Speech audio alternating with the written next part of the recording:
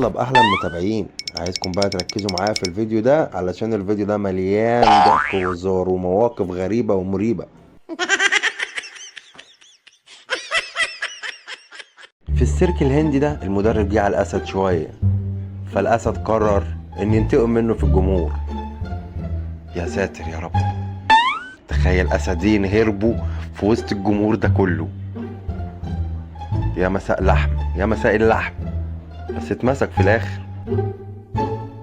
هنا الصيادين دولت لقوا سمكة قرش، مش هيجروا بقى وربنا يهديهم يقفوا يصوروا سمكة القرش؟ اهو المركب هتتفرتك وهتنزلوا تحت تصوروا معاها تحت بقى. حضرتك انت في غابة، ما ينفعش تسرحي في التليفون.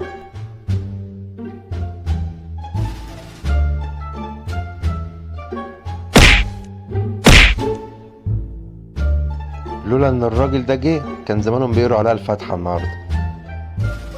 لا ازاي، لازم يصوروها من قريب. قرب اكتر بقى. هنا ده هو في الغابة لقى الفهد دوت نط عليه وهو في العربية. ولا نفس، زمانه عملها على روحه.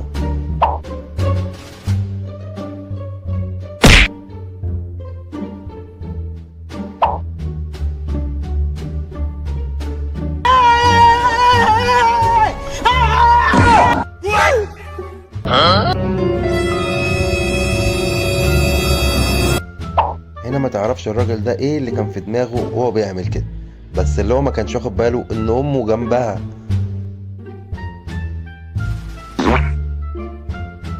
هنا الجماعة دولت قعدوا يستفزوا في اسد البحر الصغير. يا ترى ايه اللي هيحصل بقى؟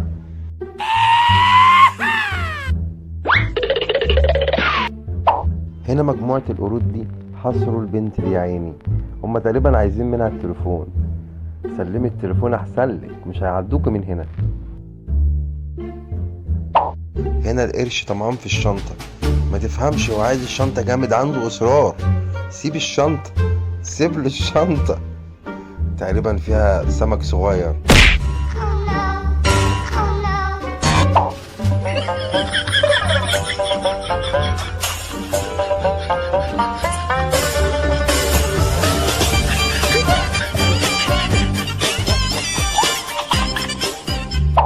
يا حبيبي انت رايح تهزر مع تمساح، هزر مع قطة ولا كلب على قدك، اهي رجلك كانت هتروح فيها.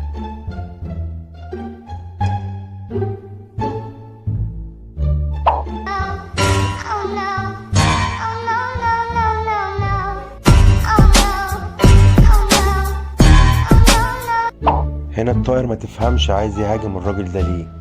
الراجل يا عيني طالع من شغله، ما تفهمش بيفكرني بفيلم الباندا، فيلم الكرتون الباندا، فاكر؟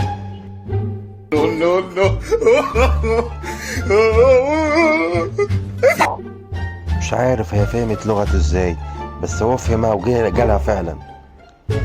ده منسجمين جدا، ده اللي بيرقصوا مع بعض والقرد اللي ورا ما بيصدق.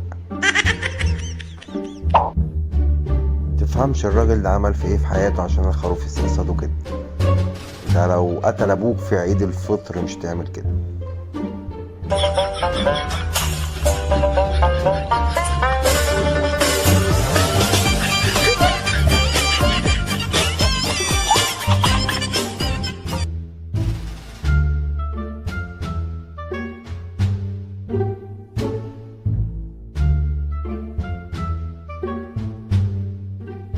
ده واحد حب يعمل لحبيبته مفاجأة فجاب لها شوكولاتة، يا عيني ملحقتش تتهنى بيها.